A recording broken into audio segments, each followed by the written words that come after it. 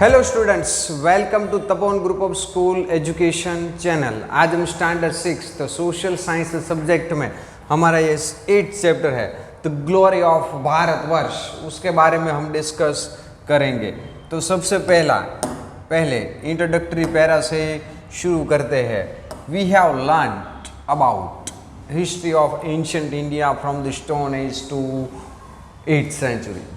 हमने ancient India यानी कि प्राचीन भारत के बारे में स्टोन एज से लेकर 8th सेंचुरी तक हमने देखा।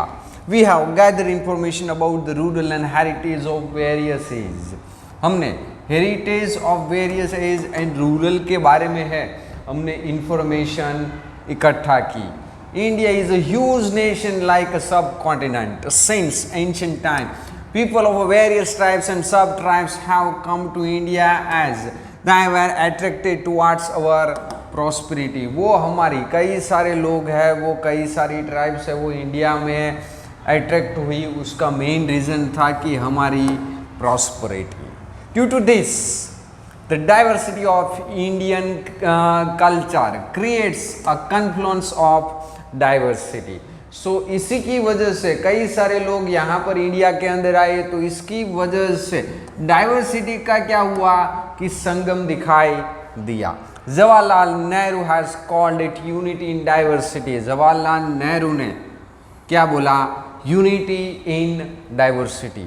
We will gather the information about the art and architecture and social life of our country so that we can get information about the glorious heritage है, वो हमारी जो विरासत है of the people of ancient time. तो हम ancient time की सबसे पहला पॉइंट है एग्रीकल्चर, तो उसके बारे में डिस्कस करें।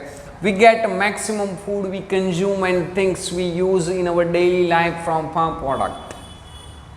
हम मैक्सिमम फूड जो कंज्यूम करते हैं डेली लाइफ के अंदर से, वो कहाँ से? तो के फार्म प्रोडक्ट से पाया जाता है। Farming begin in ancient India. जो फार्मिंग है वो फार्मिंग एंशिएंट इंडिया से ही शुरू हुआ था। In those days also various tools and irrigation facility were develop for the farming. उस टाइम में भी various tools and irrigation facility थी, उस टाइम में भी डेवलप हुई थी। In ancient time wheat, barley, paddy, jowar, millet, sesame, peas, ये सभी कल्टीवेट होता था। अभी कौन से वो टूल्स है वो इस्तेमाल किया करते थे? तो वो देखिए, in Harappan culture plough have not been found among the tools use in agriculture. अभी हम हड़प्पन कल्चर की बात करें तो उस टाइम पर जो प्लग है वो हमें इस तरह का कोई टूल्स है वो दिखाई नहीं देता। But the plugs have toys है, बट इस तरह के टॉय से वो हमें पाए जाते हैं। So it can be said that they were using a plough for the farming. So इस टॉय को देखकर हम ये कह सकते हैं कि हो सकता है वो फार्मिंग के लिए प्लग का इस्तेमाल किया करते हो। Use of iron tools had been increasing in the field of agriculture. Iron tools है वो भी एग्रीकल्चर के अंदर है वो इस्तेमाल होता था। It includes the axes for clearing forest. वो कुल्हाड़ी का इस्तेमाल फॉरेस्ट को क्लीन करने के लिए। Front portion of the plough use for the ploughing soil and in addition that they were familiar with sickles, axes etcetera. वो सिकल्स एंड एक्स से भी क्या होते थे? तो के परिचित थे। उसके बाद देखे irrigation. Without the rich village, it was difficult for king and their kingdom to survive। अभी रिच विलेजेस के बिना किंग के लिए क्या था? तो के सर्वाइव करना था वो बहुत ही डिफिकल्ट था।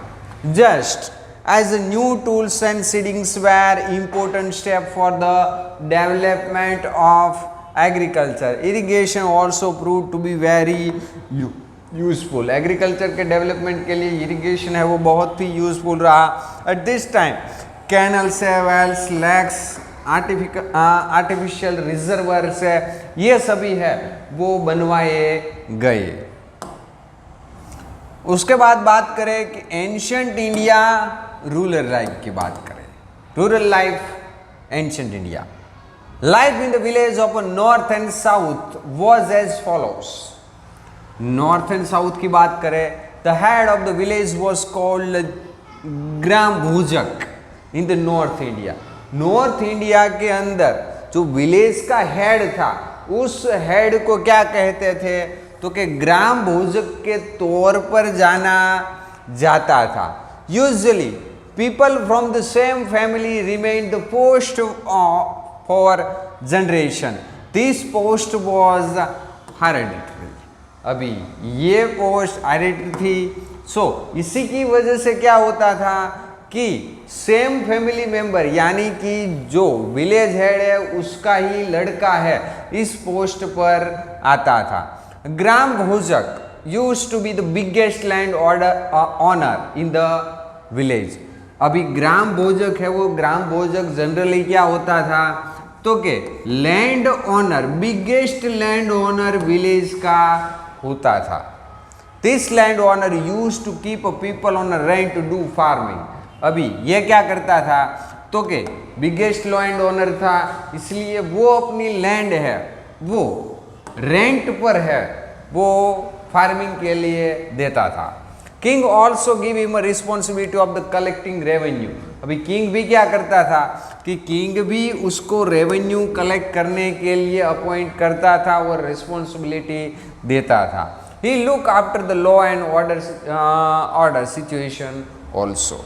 There were the three types of people living in the southern India. अभी southern India के अंदर देखें तो big landlord, small farmer and landless laborer, यानी कि आप कह सकते हो कि एज ए सर्वेंट के तौर पर काम करते थे।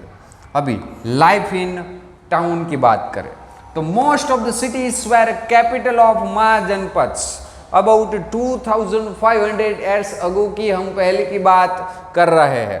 This cities were protected by fortification, वहाँ पर फोर्टिफिकेशन किया गया था। And spherical wells have been found from many cities, कई सिटीज के अंदर है वो स्फेरिकल वेल्स हैं, वो भी पाए गए थे। Which were known as the wells, उसे वेल्स के तौर पर जानते थे। This wells were use for the toilet के लिए, ड्रेन्स एंड डस्टबिन्स के लिए यूज किए जाते थे। People in the rural and urban area used, खाने के लिए वो क्या इस्तेमाल किया करते थे, एटिंग पर्पस। तो wheat, barley, rice, milk, curd, ghee and fruits का इस्तेमाल किया करते थे। Meat and fish eating purpose के लिए, खाने के लिए वो इस्तेमाल किया करते थे। अभी नेक्स्ट देखें कि usually man and woman wore two clothes.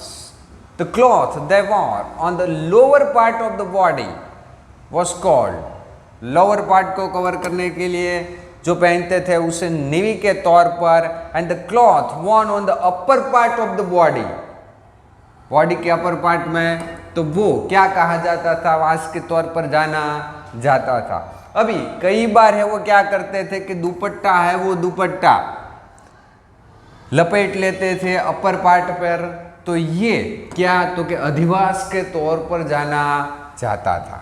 अभी एंशंट इंडियन आर्ट की बात करें तो मेनली उसको टू टाइप के अंदर डिवाइड किया गया है। पहला है कि फाइन आर्ट, सेकंड है परफॉर्मिंग आर्ट। फाइन आर्ट के अंदर क्या होगा, तो कि drawing, painting, literature, architecture, music and clay art. और परफॉर्मिंग आर्ट के अंदर क्या होगा, तो कि डांस एंड ड्रामा को इंक्लूड किया जाता था।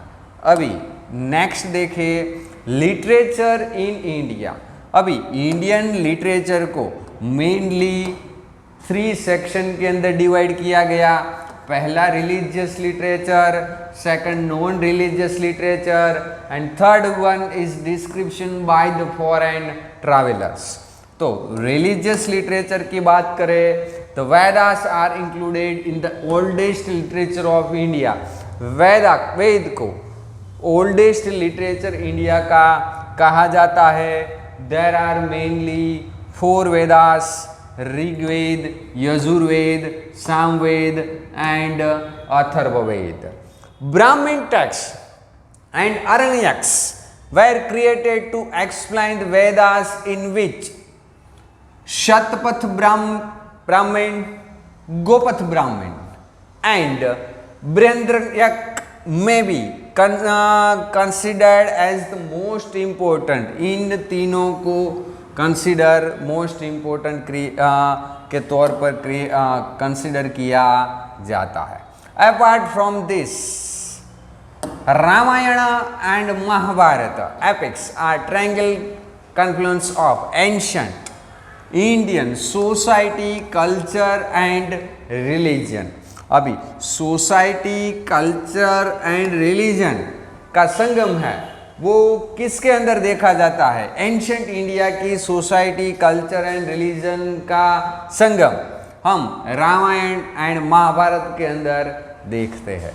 Mahabharat written by the Ved Vyas, Mahabharat है वो किसके द्वारा लिखा गया? Ved Vyas. Was initially known as, वो शुरुआती दौर के अंदर जय संहिता के तौर पर जाना जाता था. Which keeps on increasing up to the 1 lakh shlokas and Mahabharata was created. And similarly the Ramayana written by Valmiki, Valmiki द्वारा लिखा गया, वो उस टाइम की जो सोशल लाइफ है एंड मॉरल स्टैंडर्ड है वो राम स्टोरी के साथ है, वो राम स्टोरी के साथ बताता है. About 108 Upanishad of original Indian compilation, Katha, कहना, Prashna, Mundaka, Mandukya, Ishavasyam and Chandogya Upanishad are the great text of Indian philosophy के ये उपनिषद है. The number of Purana is 18, total number of Purana 18. Among them, उसमें से हम देखें तो कि विष्णु पुराण, गरुड़ पुराण, वायु पुराण, मत्स्य पुराण as well as the Bhagavat are known as the special text के तौर पर कंसिडर किया जाता है. We find the information about the life and religion of the Buddha and Jain text. अभी लाइफ एंड रिलीजन के बारे में हमें बुद्धा एंड जैन टेक्स्ट के बारे से भी पता चलता है. द ओरिजिनल टेक्स्ट और बुद्धिज्म्स आर कॉल्ड त्रिपिटक. अभी ओरिजिनल टेक्स्ट है बुद्धिज्म का, उसे किस नाम से? तो के त्रिपिटक के तौर पर जाना जाता है. It includes Sutta Pitaka, Vinaya Pitaka and Abhidhamma Pitaka के तौर पर ये इंक्लूड होते हैं. Among with this Dighanikaya, Anguttaranikaya, Majjhimanikaya are also other important text के तौर पर कंसिडर करते हैं. मिलियन परहनो ऑफ नागसेन एंड श्रीमुकल्प ऑफ अरण्यम मणिजिशी are important Buddhist text. Two of Buddhist texts written in a Tibetan language के अंदर बुद्धिस्ट टेक्स्ट लिखे गए थे, उसके नेम देखिए तो के कांग्यर एंड तंग्यो. मैथिकल स्टोरी यानी कि हम कहे कि यहाँ पर जो जातक कथा, दिदंक्यो, मध्यमनक्य, ये भी बुद्धिस्ट टेक्स्ट है. इन एडिशन की बात करें आगे तो बृहद कथा, हरिवंश पुराण, वासुदेव हिदी, सिद्धहैम शब्दानुशासन, द्वाश्रय, कीर्ति कौमुदी, ये main text. Jain text are called Agam text. Jain text को अगम टेक्स्ट के तौर पर जाना जाता है. देयर आर द 12 अगम ग्रंथ. The ancient Jain literature is divided into the Jain literature को 4 पर्व एंड 12 texts यानी कि अगम के तौर पर डिवाइड किया जाता है. The main text includes agams, आचार्य वैदिक दशविटक सूत्र इसके अंदर कंसिडर इंक्लूड होते हैं। उसके बाद देखें नॉन रिलीजियस लिटरेचर, तो ये नेक्स्ट पॉइंट हम नेक्स्ट वीडियो लेक्चर के अंदर देखेंगे। Thank you.